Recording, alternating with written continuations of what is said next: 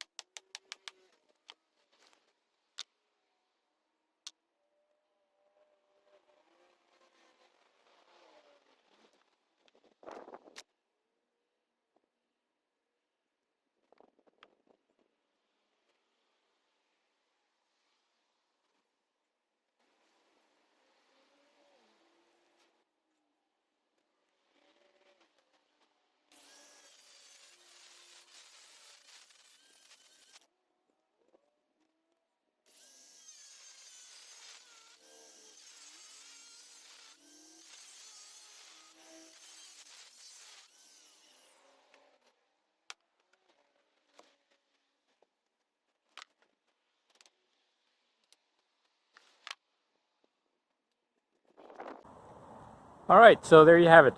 I guess it had a lot more plastic content than I thought. So it didn't fracture as I thought it would have, like a stone or glass. It was more pliant and malleable. So something to keep in mind.